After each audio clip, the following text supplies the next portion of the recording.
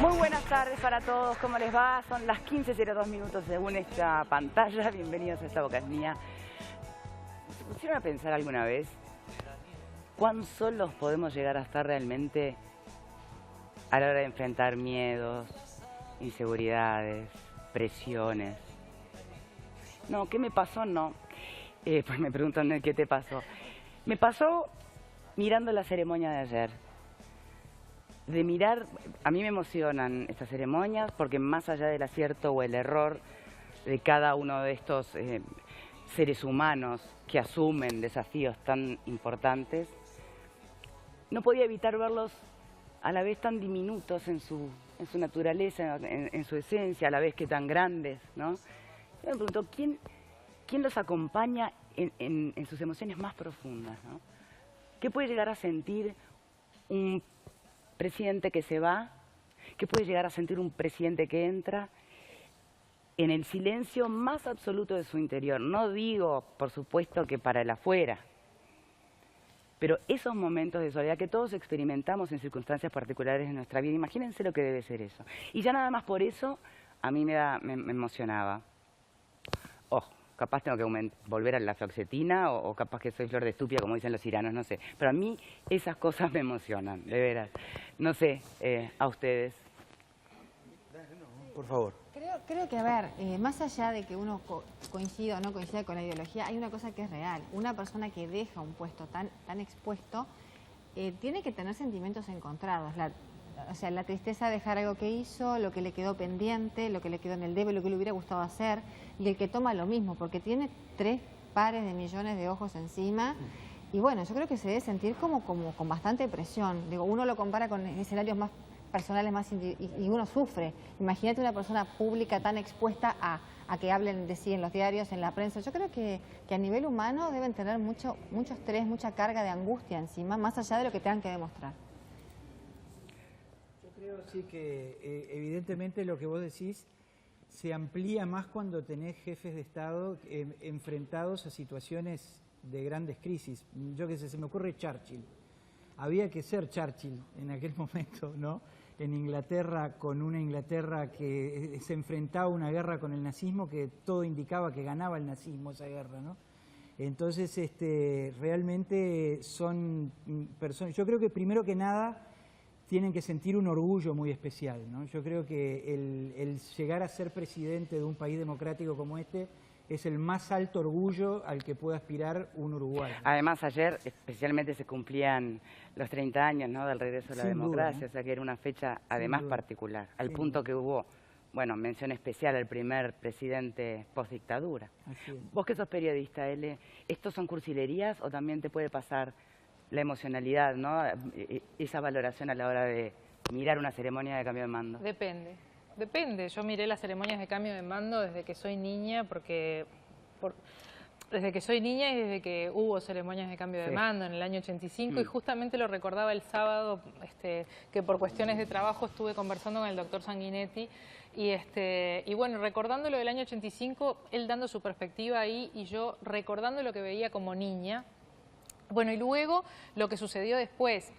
¿Y cuándo empezaron a ser emotivas? Empezaron a ser emotivas cuando salieron a la calle, cuando salieron a la plaza. Antes eran mármol.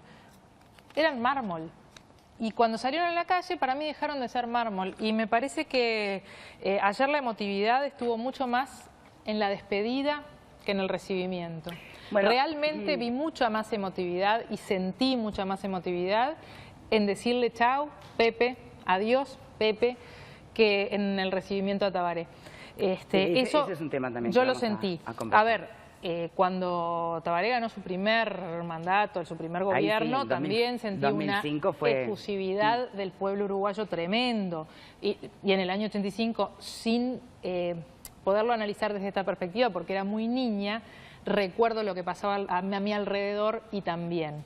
Me parece que el resto fue un poco más frío y volvió ese calor del pueblo, bueno, cuando el primer gobierno de Tabaré, cuando asumió Mujica, y ayer lo que sentí fue una ceremonia, unas ceremonias un tanto más frías que hace 5 años. Bien, lo podemos analizar en un ratito porque fue evidente. Y una gran despedida al presidente, ¿no?, Mujica. Exacto. Bueno, señor director, capaz no era la forma de arrancar el programa por el lado más emocional, pero bueno, es una manera al fin. Director, vamos con imágenes.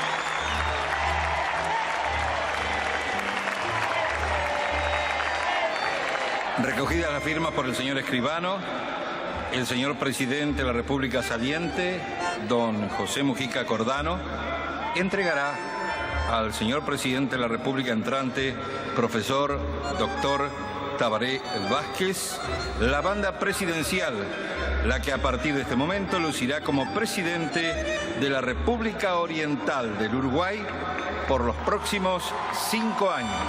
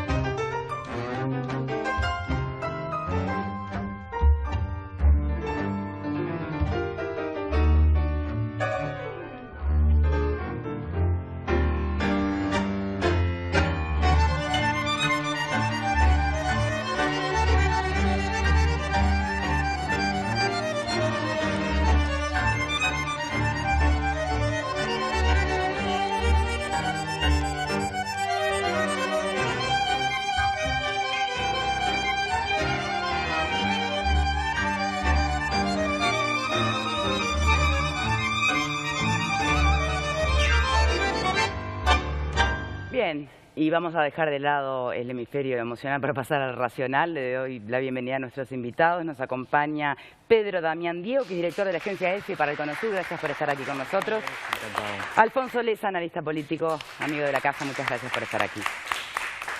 Vamos a intentar repasar hoy, entre todos, discursos, presencias, ausencias, momentos. Y además les voy a recomendar en un ratito nada más que repasen la página web de Tele12, porque allí tienen de todo. Ahora la vamos a repasar juntos. Antes, palabras del nuevo presidente.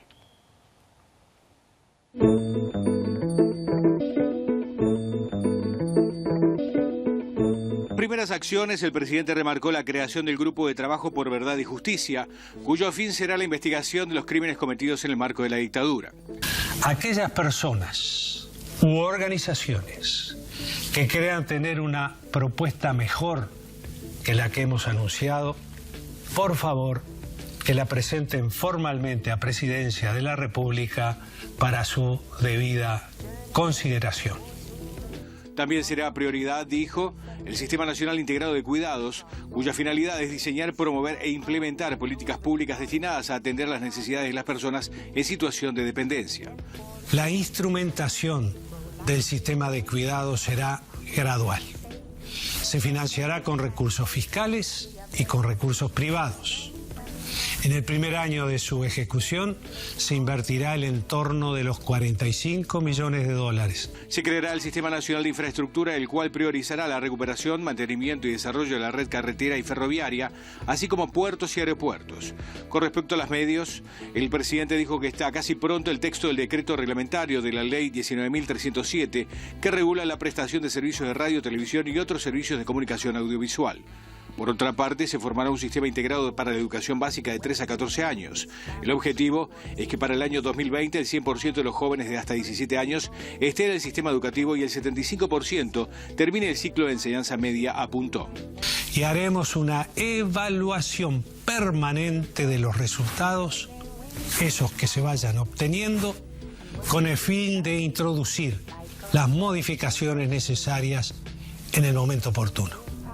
Y en tal sentido, asignamos especial importancia a la conformación y funcionamiento del Instituto Nacional de Evaluación Educativa, donde también estará representada la oposición. Sobre economía, el gobierno pretende llevar la inflación al rango meta entre un 3 y un 7% en un plazo aproximado de 18 meses.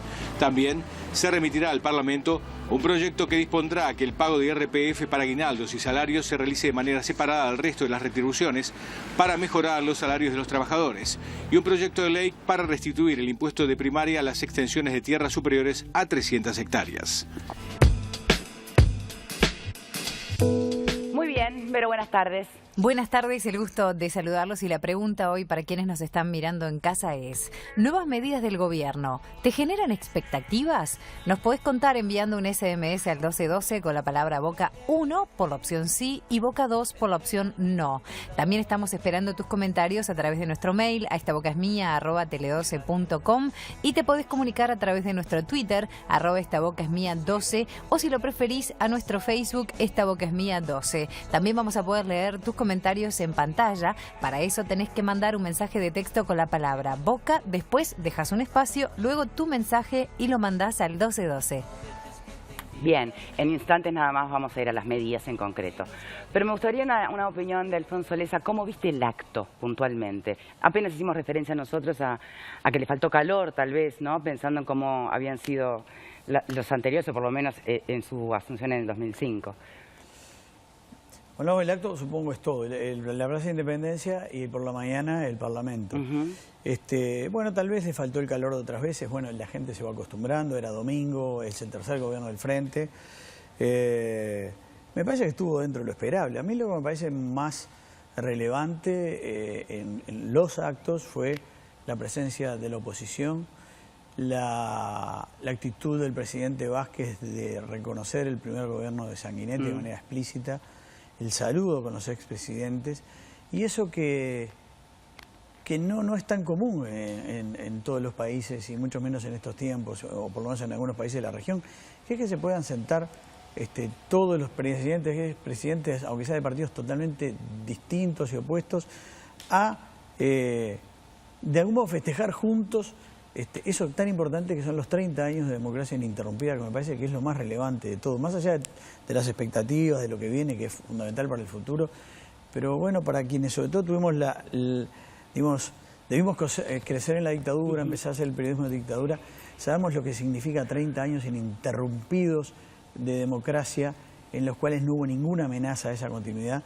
Me parece que esa presencia fue lo más importante, más algunas presencias muy relevantes en la Plaza de Independencia de presidentes extranjeros y algunas ausencias. Me parece que la de Cristina Kirchner está bien, coincidía con sus obligaciones en el Congreso argentino, pero me parece que es muy significativo que haya mandado al vicepresidente acusado de corrupción, procesado, etcétera.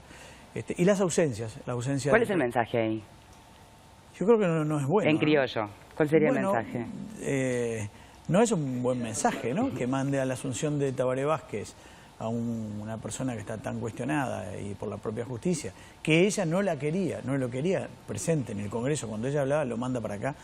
Me parece que no es una señal de comienzo, hay que recordar lo mal que se ha llevado con Tabaré Vázquez.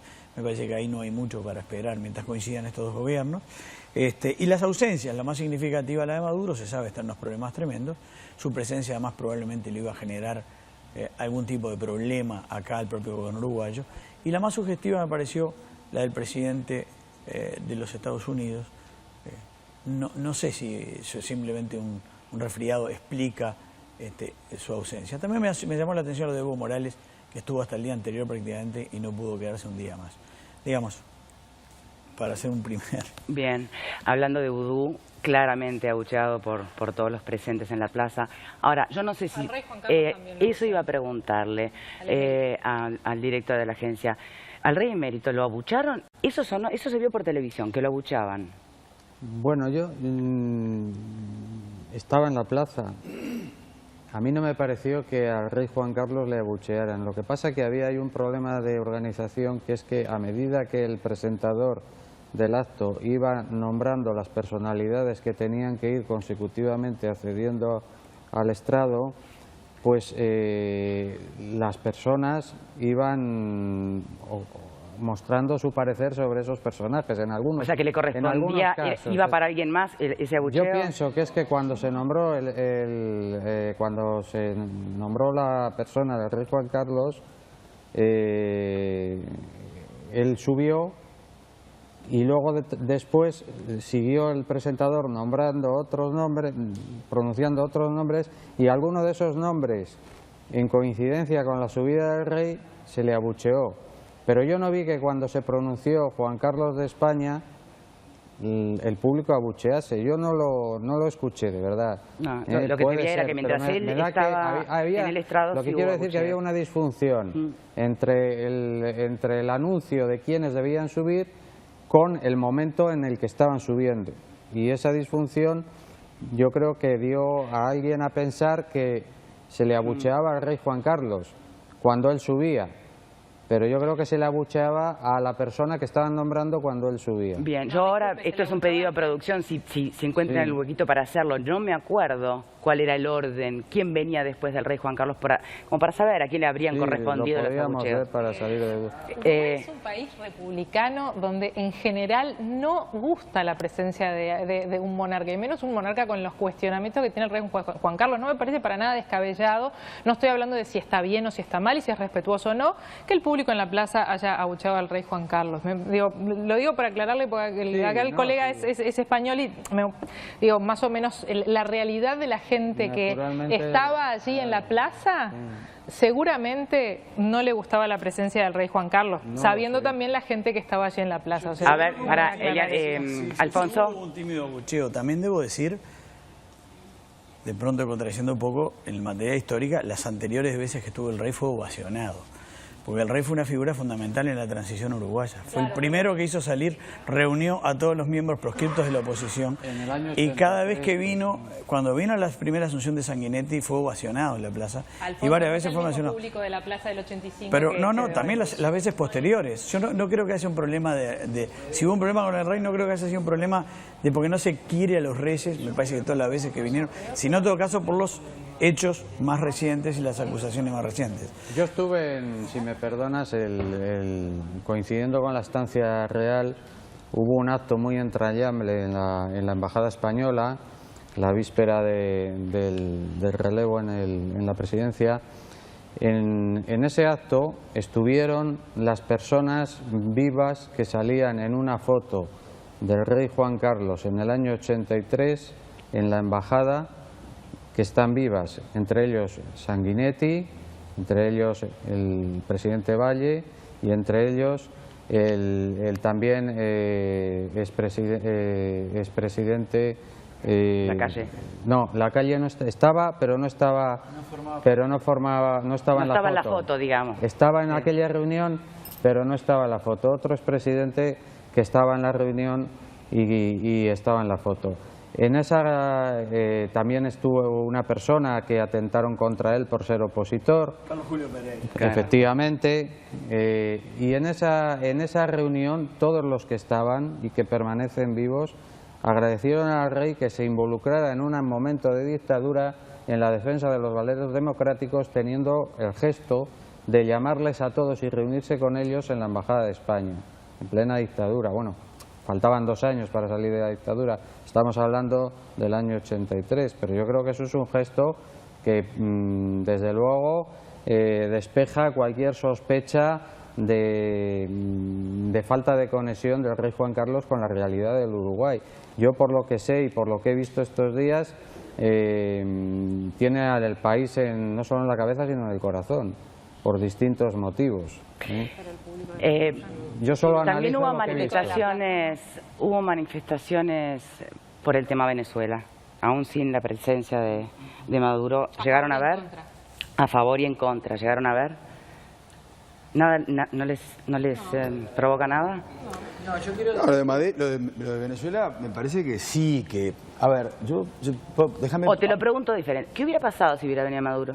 Un ruido, lío. Había ruido porque es evidente que hay un porcentaje elevado de la población uruguaya que disiente con el modelo político venezolano. Inclusive mucha gente del Frente Amplio disiente. También es cierto que el tema Venezuela se introduce dentro del sistema político y se partidariza, que ese es otro problema que tiene, ¿no? La realidad. Pero a mí me parece que ahí digo Vázquez. Yo soy de los que creen que Vázquez es un tipo, capaz que porque terminé de leer el libro de Custodio hoy de mañana, que es un libro que vale la pena, El método Tabaré, es un tipo que tiene mucha convicción en muchas cosas, pero también fortuna, ¿eh? Es un hombre afortunado. La verdad que no venga Maduro es sacar la grande victoria. O sea, es sacarse un... Era inevitable que si Maduro estaba en la plaza, otra que turba, enojada, tibieza, se enoja. Era un lío. Y era un lío que... A ver, en el Parlamento vimos a parlamentarios con cartelitos en torno al tema. Imagínate en la calle lo que habría sido el capítulo Maduro. Me parece que Vázquez en eso es un hombre afortunado. El hecho de que no haya venido me parece que tuvo liga. ¿Eso no se puede negociar previamente? No, porque es una invitación, perdón, uno hace una invitación es una invitación de carácter oficial, y es de país a país, de estado a estado. Yo tengo la impresión de que si uno tiene que interpretar por qué vino poca gente, te digo mi lectura... ¿Pero hablas de visitantes de afuera o poca gente uruguayos en la plaza? Pocos visitantes internacionales. Es porque Tabaré en realidad es un tipo poco afecto a la movida internacional. Vos cosechás lo que sembrás. No lo digo mal, te diría que hasta tengo cierta simpatía por este perfil de Tabaré, porque me parece que es un tipo que muchas veces con la Argentina, cuando lo tuvo que trancar a la Argentina, le trancó pesado, muy duro a la Argentina. Con Brasil dialogó cuando podía y cuando podía no hablaba, tuvo momentos en general correctos con Brasil. Me llamó la atención lo de Evo Morales, no entendí, ahí me falta un dato, habrá que investigar qué es lo que pasó, porque es muy raro que un presidente viene, se queda en la despedida del Pepe Rockstar y se va cuando se produce, eso sí me llamó la atención. Pero lo que pasa es que Tabaré no es un individuo afecto a la política internacional regional. Es más, recuerdo frases de él muy nítidas diciendo, no se trata de reunirnos. Él en eso disiente bastante con los otros presidentes. Y con Pepe, 62 viajes, Pepe. 62 viajes, Pepe. O sea, Pepe, que había arrancado diciendo que no iba a viajar por ningún lado, fue Marco Polo, terminó en Vietnam. Entonces, Tabaré en estos temas es mucho más firme, es mucho más de funcionar para adentro.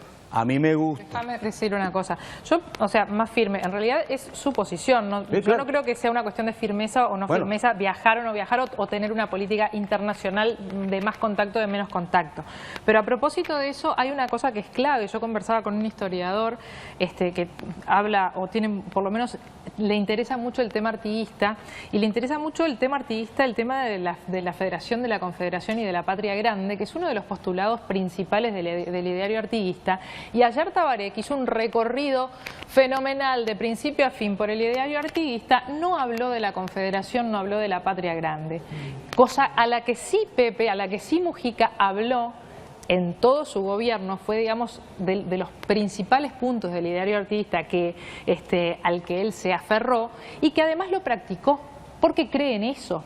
Es latinoamericanista. Mujica es latinoamericanista, Tabaré no. Y me parece son que dos en lecturas eso... de Artigas distintas, comparto contigo. Y lo miran Artigas desde lugares distintos. Pero en ese punto me parece que esa mirada distinta deja en reflejo esto que dice Washington. A Tabaré tal vez no le interesa tanto esta unión de naciones o esta unión latinoamericana, que a Mujica sí, y quedó explicitado, pero perfectamente en la interpretación artiguista que hizo Tabaré. Que habrá que evaluar en otro momento cuán efectiva fue o puede ser, ¿no? Esa aspiración.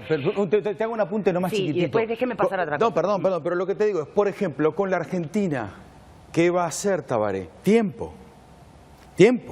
No va a hacer absolutamente nada. Va a utilizar el cronograma temporal. Va a esperar el cambio de gobierno. No tiene que hacer nada. Y a Sendic le debieron haber dicho ayer, no abras la boca en torno a este tema. No opinemos sobre Argentina. Con Argentina, tiempo. Corren los 8 meses, viene Macri, Scioli y Massa, y con ellos hablamos. Esta señora la veremos en otro ámbito. Bueno, con el tema Argentina, hoy de mañana se refirió al tema, por ejemplo, quien va a ser el embajador en la República Argentina, Héctor Lezcano, y Lezcano dijo, bueno, no, con Argentina tenemos que sincerarnos en qué va a pasar con el Mercosur y ahora. O sea, que es una visión diferente de hacer la plancha, y no lo dijo Lezcano porque se le ocurrió, lo dijo Lezcano porque Nin también fue en esa línea. Nin también fue en esa línea. El Nobel canciller de la República lo dijo también aplica un discurso mucho más moderado. Pero es él quien le pide sinceramiento a la Argentina sobre no hay manera de sincerarse hoy, de los discursos a los hechos, por lo general y en tu experiencia como analista político, ¿corre mucha agua bajo del puente? Y suele pasar, ¿no? Yo creo que...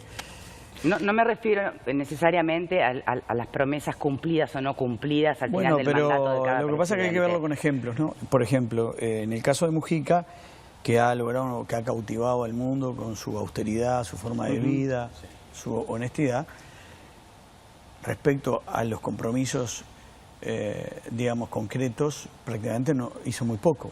No pudo. O sea, Tabaré tiene sobre su espalda los compromisos no cumplidos de la administración anterior, más...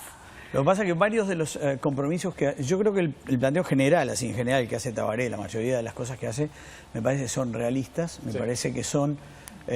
apunta a lugares absolutamente necesarios y además son cumplibles. O sea, salvo alguna cosa que uno puede plantearse, algunas cifras, si va a llegar a eso, y en ese discurso, en esos compromisos, acarrea varias de las cosas con las que no pudo cumplir Mujica, muy concretas. Infraestructura, por ejemplo, fundamental para el país. Si no la desarrollan las carreteras, ella dijo, vamos a tal carretera, tal otra. Educación, seguridad pública. Política de vivienda, en la cual había una crítica implícita a la él dijo especialmente, el éxito de una política de vivienda no pasa por cuántas llaves se dan, ¿no? Sino justamente por una política... A mí me parece que los compromisos de Tabaré que son realizables, que para eso... pero que para eso es imprescindible, en primer lugar, que cuente con una unidad fuerte en el frente, porque... Bueno, ahora en un ratito nomás vamos al tema de la unidad o no unidad, pero me gustaría que para la gente que nos está mirando aproveche, ingresen a www.tele12.com y vas a ver esto que va a salir en pantalla ahora. Es un trabajo buenísimo que hizo todo el equipo de digital del canal sobre el cambio de mando. Por ejemplo, podés entrar, tiene varios títulos, ¿no? Pero adentro podés irte a ejes programáticos y ahí te salen, todos los puntos claves o los pilares sobre los cuales promete apoyarse esta gestión. Después podés ir a otra sección súper interesante también, que son discursos comparados. A ver si comparativo de discursos. Entonces te arranca ahí estamos ahora en 2015, pero arranca creo que con Sanguinetti. Y es interesante porque vas viendo las palabras, ¿no? El lenguaje, el relato, tantas veces repetido, pocas veces innovado. Ahora capaz que innovaron en una palabra y fue el batacazo, ¿no? Y es un poco también, nos va contando nuestra propia historia esta comparativa de discursos. Está súper interesante. Pero si quieren ir a las medidas en concreto, están todas, por allí, www.teledoce.com, para que ustedes mismos busquen y se hagan esta panzada, ¿no? Con información sobre el cambio de mando. ¿Puedo decir algo de las medidas y que tenía que ver con lo que decía Alfonso recién? Yo no sé cuán realizables son en el contexto en cómo fueron nombradas. Por ejemplo, se habla del Sistema Nacional de Cuidados y que cuesta 240 millones de dólares. ¿De dónde salen esos 240 millones de dólares? Bueno, se van a subir los impuestos. De hecho, ya se manda una ley al Parlamento donde va a recaudar menos por el tema del IRPF, de separar el salario vacacional y el aguinaldo. Recuerdo haber escuchado hablar a Tabaré diciendo que eso, primero, que va a ser gradual. Y que además se va a financiar público y privado. De todos por fiscal y después privado también. Pero hay que financiarlo. Y si es privado, que me expliquen cómo, porque entonces tampoco es eso. Por otro lado, había algunas cifras que no cerraban. Por otro lado, infraestructura. ¿Cuánto se necesita con el shock de infraestructura? ¿De dónde se va a sacar el dinero? Déjame terminar, porque por otro lado... Hay un instrumento muy importante de la participación público-privada. Pero la participación público-privada en Brasil se hizo un solo emprendimiento, después fracasó, y en el mundo, por cómo se amortiza el dinero, no están funcionando las participaciones público-privadas. Pero de todos modos, démosle un crédito. Ahora, la construcción de la interbalnearia es un ejemplo. La única participación público-privada que hay hoy en el Uruguay con la ley aprobada es una cárcel. No hay nada más. El resto por otro mecanismo. Bueno, pero a lo que voy no veo... Concesión sí, pero no es la participación público-privada, que es esta nueva ley por la que se cree que se van a hacer estas cosas. Yo me pregunto, y me pregunto bien, o sea, ¿de dónde va a salir el dinero para todo esto? O sea, realmente es una preocupación. A mí me parece súper necesaria el choque en infraestructura. ¿A ti las medidas te dejaron más dudas que expectativas? No, a mí las medidas no me dejan más dudas que expectativas. A mí la duda que se me genera y que se me ha generado siempre y con todos los gobiernos es ¿de dónde sale el dinero si no estamos, dispuestos a discutir la base? Pero esa es la pregunta básica y que se le puede aplicar a cualquier gobernante en el pasado. Tú me decís, discuto la base del presupuesto. A ver, la económica es una sola. Eleonora, preguntás un problema, te tiran una respuesta. A ver, la respuesta... Pero no terminé pero planteaste un problema. La respuesta es una sola. Hay un presupuesto nacional que mapea la economía. ¿Qué van a hacer durante 4 meses? Mapear de acá al presupuesto nacional, que es en julio. Segundo, hay limitantes internacionales, Eleonora. Digo, vos hay limitantes... ¿De qué limitante me hablas? No entendiste lo que yo planteé. Lo que yo planteo es, bueno... A través de la fórmula concreta de la ley de la participación público-privada, eso es lo que se plantea. Sí. ¿De dónde se saca el dinero para pagar todo esto? Que me parece bárbaro lo que se plantea, pero tiene un costo. Eleonora, ¿de qué estás hablando? Pero la gente donde... Bueno, pero con los impuestos que ya tenemos, que ya cobramos, tenemos un déficit. Está bien, un 3,3 del Producto Bruto, lo tengo muy claro. Pero lo que te quiero decir es que esto no tiene misterio si no hay una fase impositiva. O sea, la obra sale solo de impuestos. ¿Será que se va a grabar el capital finalmente? No se va a grabar el capital. ¿Se grabará el capital? Hacemos una pausa y ya venimos.